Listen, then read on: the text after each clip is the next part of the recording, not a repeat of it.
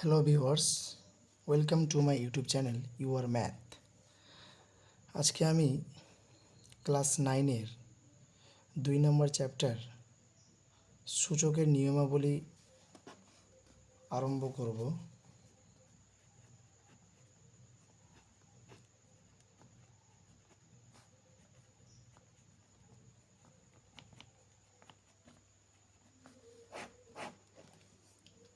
Lodge of indices.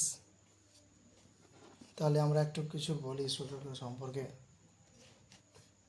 যেমন সূচক জিনিসটা কি, কোনো সংখ্যাকে বারবার গুণ করার প্রকাশ করে কোনো একটা সহজ বা ছোটোভাবে লেখার পদ্ধতিকেই বলা হয় সূচক। যেমন কোনো সংখ্যাকে বারবার গুণ, যেমন 2 ইন্টু 2 ইন্টু 2 ইন্টু 2 ইন্টু 2, আরও অনেক 2 থাকতে পারে, মানে বারবার গুণ করে যেটা পাবো সেটাকে সহজভাবে প্রকাশ করার পদ্ধতিটাকেই বলছি আমরা কি, সূচক। এখানে 2 কটা আছে?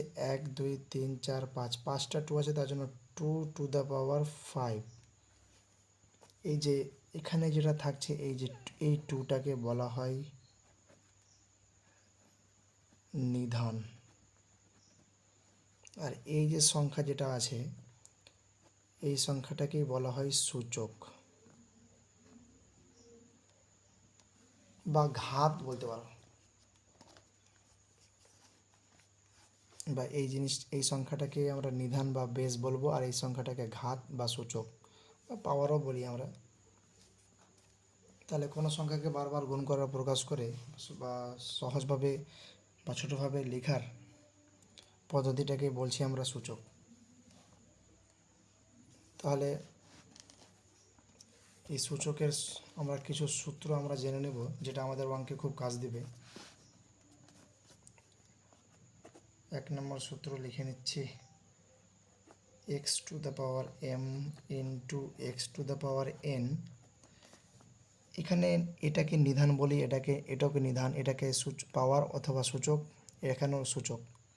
এখানে নিধান দেখো, নিধান দুটো সেম আছে, একই আছে। নিধান যদি গুণ থাকে আর পাওয়ারগুলো যদি আলাদা থাকে, তাহলে সেক্ষেত্রে কী হবে, নিধানটা একই যেটা ছিল সেটা বসে যাবে, আর পাওয়ার দুটো কী হবে, যোগ করে বসাতে হবে। আমি আরেকবার বলছি, নিধান যদি সেম থাকে আর যদি গুণ চিহ্ন থাকে, তাহলে পাওয়ারগুলো কী করব, যোগ করব। দ্বিতীয় সূত্র চলে যাও, x to the power m ভাজক x to the power n। এবার এক্স আর এক্স নিধান আবার সেম আছে, তারা দুজন ভাগ হয়ে আছে, তাহলে সেক্ষেত্রে হবে এক্সের পাওয়ার m, নিচের পাওয়ারটা উপরে চলে গিয়ে মাইনাস হয়ে গেল। আরও সূত্র তুমি দেখতে পারো, এক্সের পাওয়ার m আছে আর তার পাওয়ার আবার গোটাকে ঘিরে যদি পাওয়ারে আবার n থাকে, আবার যদি ঘিরে পাওয়ার কিছু একটা থাকে, তো এরকম যদি একটা পাওয়ার থাকে আর যদি ঘিরে পাওয়ার আর একটা পাওয়ার কিছু থাকে, তো সেক্ষেত্রে নিধানটা বসলো আর পাওয়ারগুলো কি হয়ে যাবে, গুণ হয়ে যাবে, মানে m ইন্টু n। ওকে।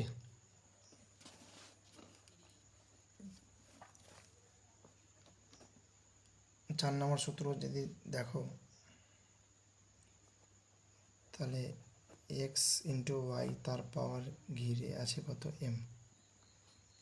যদি এক্স ইন্টু ওয়াই থাকে আর যদি পুরোটাকে ঘিরে যদি পাওয়ারে m থাকে, তাহলে এক্সকেও পাওয়ারটাকে ভাগ করে দিতে পারবো, আর এই ওয়াইকেও এই পাওয়ারটাকে আমি ভেঙে দিতে পারবো। এটা ইন্টুর ক্ষেত্রে হলো। এবার যদি যদি ভাগের ক্ষেত্রে থাকে, এক্স বাই ওয়াই তার পাওয়ার m, সেক্ষেত্রেও আমি কি করব, এই উপরও এক্সকেও আমি এই এমটা পাওয়ার যেটা ছিল, যেহেতু পুরোটা ঘিরে পাওয়ার আছে, তো এক্সকেও দিয়ে দিলাম, পাওয়ারটা দিতে পারবো, আর ওয়াইকেও দিতে পারবো। এই সূত্রগুলো ভালোভাবে দেখে রাখো, শিখে রাখো, প্রয়োজন পড়লে লিখে নাও, মনে রাখার চেষ্টা করো, কারণ অঙ্কতে খুব কাজ দেবে। কারণ এই সূত্র ছাড়া কিন্তু অঙ্ক করা যাবে না, তাই বলছি সূত্রগুলো ভালোভাবে একটু দেখে নাও। এবার আমি চলে যাচ্ছি 6 নম্বর সূত্র। যদি এক্সের পাওয়ারে 0 থাকে, তাহলে তার মান হয়ে গেল 1। আমরা জানি যে যে কোনো সংখ্যা হোক, এক্স হোক, এ হোক, যা হোক, যদি 100 থাকে, 100-র পাওয়ারও যদি 0 থাকে, 200-র পাওয়ারও 0 থাকে, যদি 1 কোটি টাকা আছে তার পাওয়ারও যদি 0 থাকে, তো সেক্ষেত্রেও কিন্তু আমার মানটা হয়ে যাবে 1। তাহলে পাওয়ারে জিরো থাকা মানে হচ্ছে তার মান হয়ে গেল 1। তাহলে এক্সের পাওয়ার জিরো মানে তার মান 1 হয়ে গেল। সাতের দাগের সূত্রটা একটু দেখে নিব।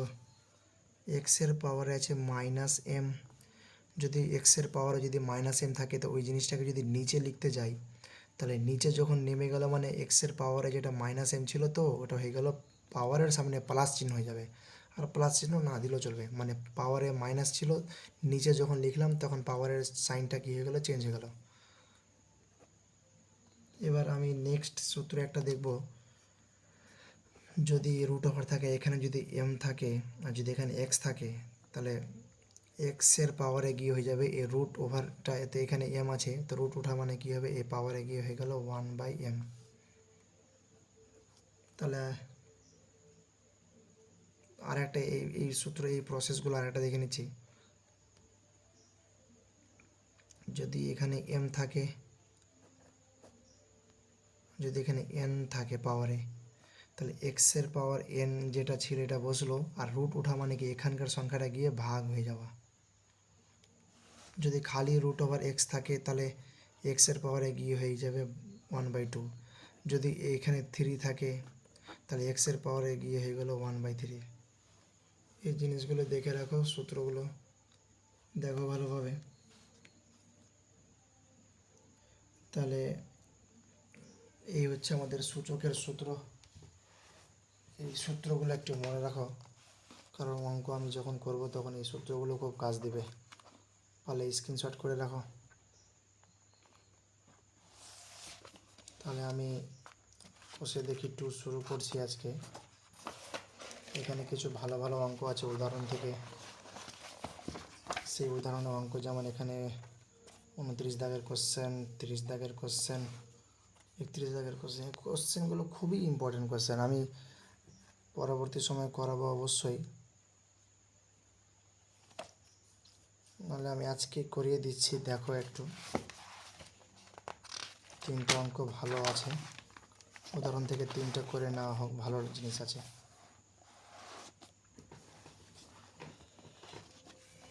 তাহলে আমাদের প্রথম কোশ্চেন যেটা দেওয়া আছে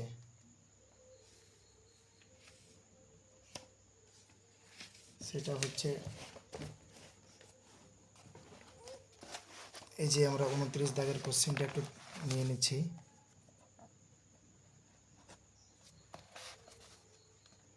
এখানে a plus B plus C এর মান 0 আছে, তো আমাকে বের করতে বলছে সেটা হলো 1/xের পাওয়ার বি প্লাস এক্সের পাওয়ার মাইনাস সি প্লাস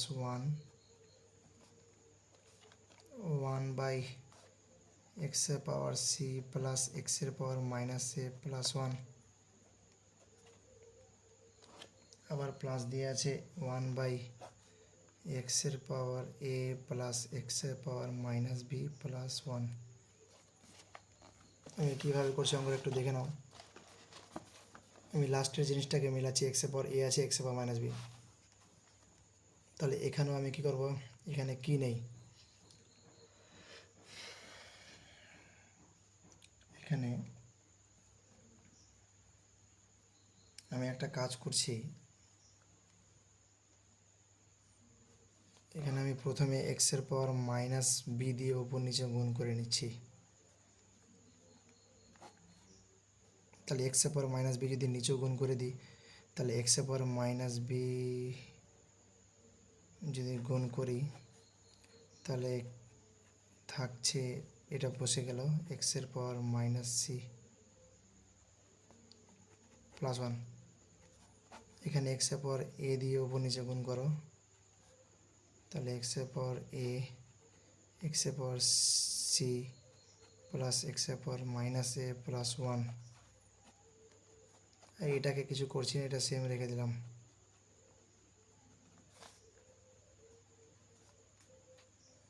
তাহলে উপরে এক্সের পাওয়ার মাইনাস বি থাকলো, নিচের এক্সের পাওয়ার মাইনাস বি যদি এটার সাথে গুণ হয় তাহলে এক্সের পাওয়ার মাইনাস বি ইন্টু এক্সের পাওয়ার বি আছে শুধু, তাহলে নিধান দুটো সেম থাকলে পাওয়ারগুলো যোগ করে বসবে, কিন্তু পাওয়ারে আছে এখানে মাইনাস বি আর প্লাস বি, তাহলে কী হয়ে গেল 0। এবার এক্সের পাওয়ার মাইনাস বি ইন্টু এক্সের পাওয়ার, এবার এটার সাথে এটা গুণ করব, তাহলে আবার নিধান সেম থাকছে, তাহলে নিধান একটাই বসে গেল, তাহলে মাইনাস বি আর মাইনাস সি, তাহলে দুটো থেকে মাইনাস কমন টেনে নিচ্ছি, তাহলে কি থাকছে বি প্লাস সি। আবার দেখতে পাচ্ছি এক্সের পাওয়ার মাইনাস বি ওয়ানের সাথে যদি গুণ করা যায় তাহলে হয়ে যাবে এটা এক্সের পাওয়ার মাইনাস বি এর সঙ্গে ওয়ান গুণ করলে হয়ে গেল এক্সের পাওয়ার মাইনাস বি।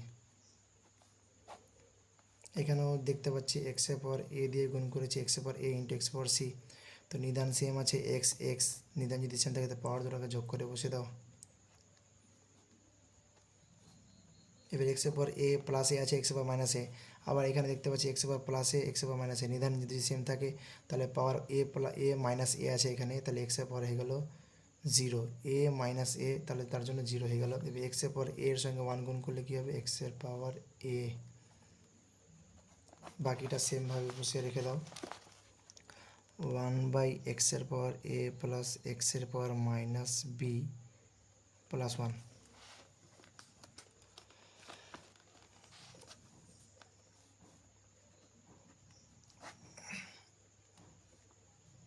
কারো পাওয়ার জিরো থাকলে তার মান ওয়ান, এটা আমরা এর আগে সূত্রতে শিখলাম, এক্সের পাওয়ার জিরো আছে মানে ওয়ান হবে। এবার এখানে দেখতে পাচ্ছি minus of B plus C, আমি এখান থেকে বলো তো বি প্লাস সি কত আসবে, এইটা ওপারে গিয়ে হয়ে যাবে মাইনাস এ, তাহলে বি প্লাস সি এর জায়গাতে বলতে পারো মাইনাস এ, আর এখানে একটা মাইনাস আছে অলরেডি তার জন্য মাইনাস এ আর মাইনাস অফ মাইনাস এ হবে, তাহলে এক্সের পাওয়ার হয়ে যাবে কি প্লাস এ। আমি আরেকবার বলছি বি প্লাস সি এর মানটা হচ্ছে কি এ ওপারে গিয়ে হবে মাইনাস এ, তা B plus C equals to হয়ে যাবে মাইনাস এ, আর এখানে বি প্লাস সি যে মাইনাস এ বসছে আর এখানে মাইনাস, তো মাইনাস মাইনাস প্লাস এ, তাহলে এক্সের পর একটা মাইনাস বি ছিল ওটা বসে থেকে গেল, এখানে এক্সের পর এ প্লাস সি আছে, তো এক্সের পাওয়ার এ প্লাস সি, তা বি ওই সাইডে গিয়ে মাইনাস বি হবে, তাহলে এক্সের পাওয়ার হয়ে গেল মাইনাস বি, আর কারো পাওয়ার জিরো মানে ওয়ান প্লাস এক্সের পাওয়ার এ, উপরে ছিল এক্সের পাওয়ার এ। এবার দেখতে পাচ্ছি এখানে ওয়ান বাই কী ছিল বলো তো এক্সের পাওয়ার এ প্লাস এক্সের power minus B plus one. এবার পুরোটার নিচে দেখো তো সবটা কিন্তু সেম জিনিস আছে, আগে পিছে বসে আছে কিন্তু সেম জিনিস আছে। আমি যদি লসাগু করে নিই তো লসাগু করলে নিচেরটি সেম তো একবারই বসবে, একটি বসবে লসাগু হয়ে গেল, তাহলে সব নিচে সেম যদি থাকে তাহলে উপরেরগুলোকে চোখ বন্ধ করে বসে দাও। ওকে, চোখ বন্ধ মানে এমনি জাস্ট বললাম, তো ভালোভাবে বসিয়ে দাও। তো উপরে এক্স মাইনাস এক্সের পাওয়ার মাইনাস বি প্লাস এক্সের পাওয়ার এ প্লাস ওয়ান। এবার উপরেরটি যেহেতু নিচেরটি লসাগুর সাথে মিল আছে তার জন্য উপরেরগুলো বসে গেল, তাহলে দেখো নিচের উপরেরটা সেম জিনিস কাটাকাটি করলে কত আসছে ওয়ান। এটা হচ্ছে আমাদের একটা অঙ্ক। আমি প্রথমে এক্সের পাওয়ার মাইনাস বি দিয়ে উপর নিচে গুণ করেছিলাম, এখানে এক্সের পাওয়ার এ দিয়ে উপর নিচে গুণ করেছিলাম, এক্সের পাওয়ার এ এটা আছে, একটু ভালো করে লিখে নিচ্ছি এক্সের পাওয়ার এ, তাহলে অঙ্ক উত্তর হচ্ছে এখানে কত এক। এবার 30-এর দাগের যেটা প্রয়োগ দেওয়া আছে কোশ্চেনটা, এই কোশ্চেন দেওয়া আছে 2 এর power X equal 3 power Y equal 12 power Z বলে যে প্রমাণ করো X Y equal Z into X plus 2y। তো কোশ্চেন যেটা দেওয়া আছে আমি লিখে নিচ্ছি, 2 এর power X equal 3 power Y equal 12 power Z, এটা যদি থাকে তাহলে প্রমাণ করতে বলছে X Y equal Z into X plus 2y, এটা আমি প্রমাণ করব।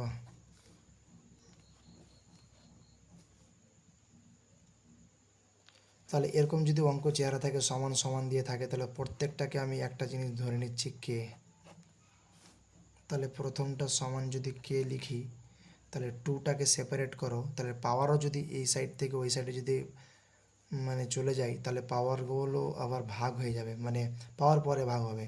তো এখানে কে ছিল, কে এর পাওয়ার ধরো ওয়ান ছিল, তো এই এক্সটা যদি ওপরে যায় তাহলে 1/x হয়ে গেল, তাহলে 2 এর 1 হলো এটা, তাহলে 3 পাওয়ার ওয়াই ছিল ইকুয়ালস টু এটা সমান কে লিখছি, তাহলে আবার এখানে 3 রাখছি, তা কে এর পাওয়ারে হয়ে গেলে ওয়াইটা ওপরে গিয়ে 1/y।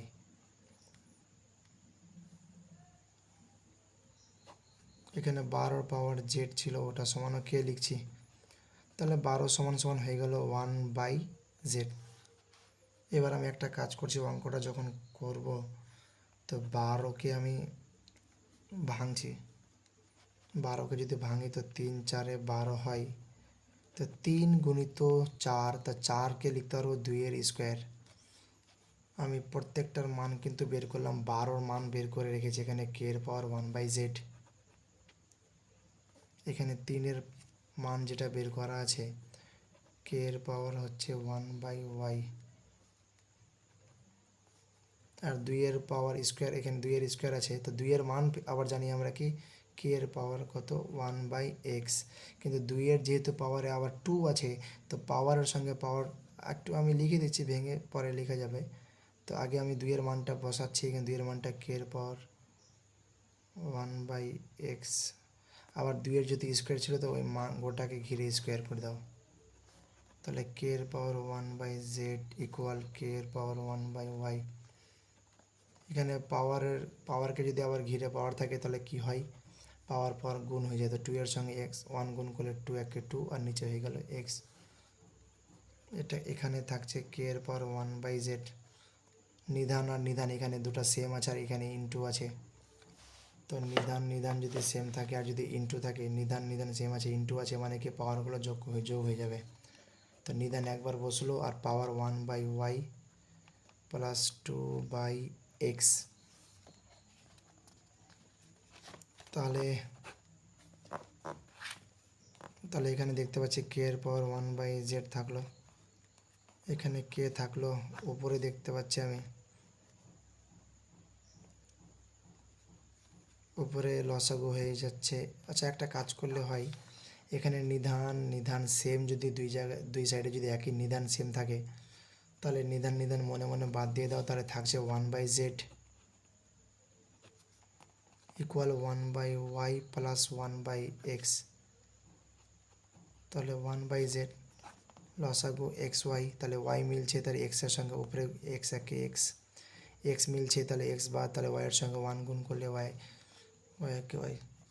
তাহলে কোনো কোনো যদি গুণ করা যায়, তাহলে এক্স ওয়াইয়ের সঙ্গে 1 গুণ করলে xy, আর জেডের সঙ্গে উপরেরটাকে গুণ করে দাও কোনো কোণে, তাহলে জেড ইন্টু এক্স প্লাস কত আছে এখানে ওয়াই।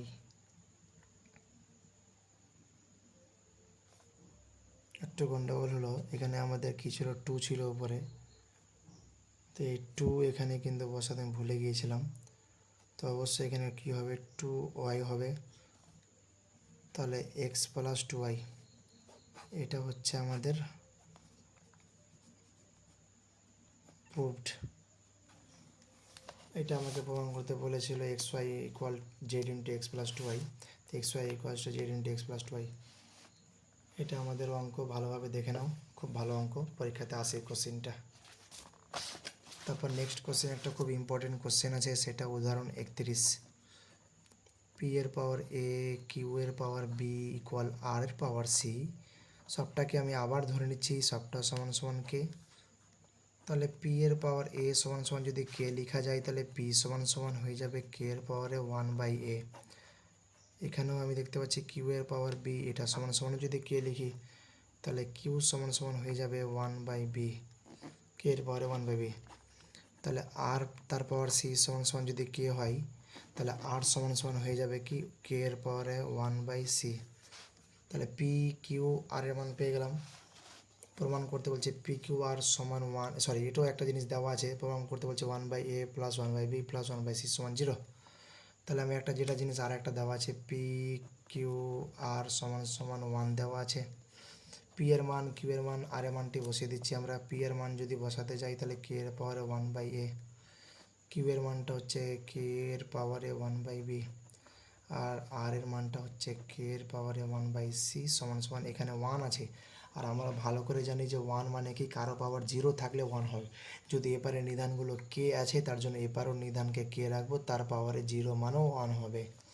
আমি বলেছিলাম যদি কারোর পাওয়ার 0 থাকে, যে কোনো সংখ্যা যা থাকুক না কেন পাওয়ার 0 থাকলে 1। তো এখানে আমি এই সাইডে নিধানটা কে আছে বলে ওই সাইডেও আমি নিধানটা কে এর পাওয়ারে 0 লিখে, মানে 1-এর জায়গায় 0, কে এর পাওয়ার 0 রাখলাম। নিধানগুলো সেম থাকলে পাওয়ারগুলো যোগ করতে হয়, তাহলে নিধানটা সেম একবার বসে গেল, আর পাওয়ারগুলোকে যোগ করে এভাবে লিখে দাও।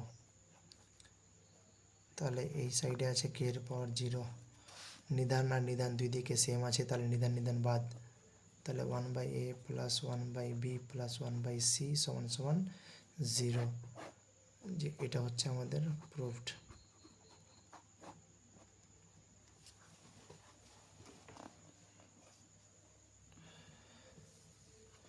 আজকে এই পর্যন্ত থাকছে, আমরা আবার পার্ট 2 যখন করব তখন আবার এই অনুশীলনী অঙ্কগুলো আমরা করব। যদি ভিডিওটা ভালো লেগে থাকে অবশ্যই লাইক করবে এবং আমার এই চ্যানেলটি সাবস্ক্রাইব করবে এবং বেল আইকন অবশ্যই প্রেস করবে যাতে পরবর্তী ভিডিওগুলো তোমার কাছে আগে পৌঁছে যায়। Thank you.